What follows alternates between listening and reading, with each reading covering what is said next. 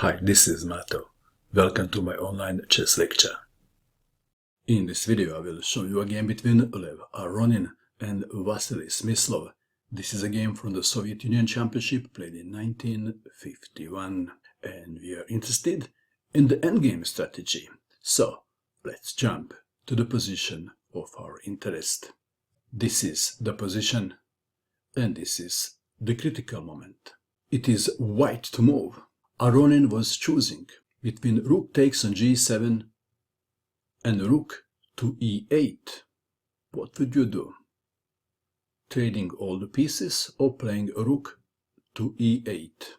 Lev Aronin decided to simplify into the winning endgame. Let's take it back. The other way to go was rook to e8, and if king to g6, rook to e7, forcing black to trade rooks. The knight takes on e7, and bad black bishop would not be a match for the good knight. This is exactly what I would do, but only after watching this video. If I didn't see this game, I would play the same move Aronin did. How about you? Back to our game. Aronin wanted to totally simplify, so there would be no surprises.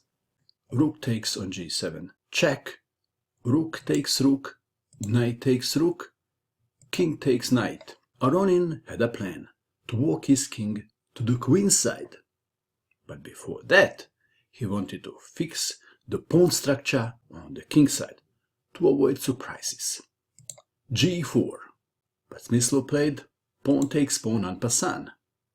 F takes on g3, and now if both kings go to the queen side, white has h4, creating a passed pawn and winning easily. Black to move. Can black do anything about that? Well, there was a first surprise. g4 was played. h4, and white has a protected passed pawn.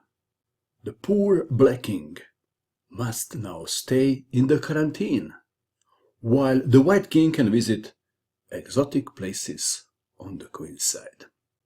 c5, and here we go. Marching to the queen side to capture all the pawns. King to h7, king to d3, black to move, king to h6. Aronin was a bit surprised that Smyslov didn't resign yet. It is white to move. How would you continue? Aronin originally wanted to play king to c4 and then king takes pawn on c5. But now something made him think. Instead of king to c4, he played c3. Why? Let's take it back.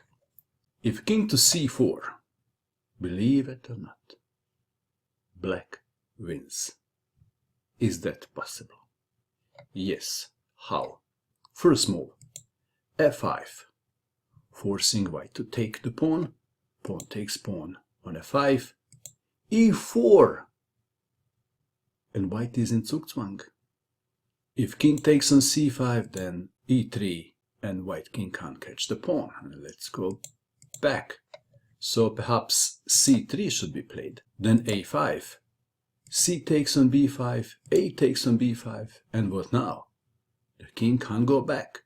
If f6, then king to g6, king to d5, e3, king to e6, e2, f7, pawn to e1, queen check.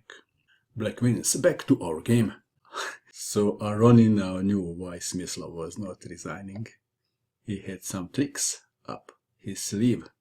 c3 was played, a5, c takes on b4, a takes on b4, and in this position draw was agreed. If king to e3, king to g6, king to d3, king to h6. However, if white lost control of himself and wanted to win, let's see what would happen then. After king to c4, king to g6, king takes on c5, f5, king to d5, f4, g takes on f4, g3, f takes on e5, g2, e6, pawn to g1, queen, black wins. And let's go back to the final position. In this position, the draw was agreed. And player with the white pieces was upset for only getting half a point. What do you think of this game? And that is all. I hope that you enjoyed watching this video. I wish you good luck with your chess, and bye for now.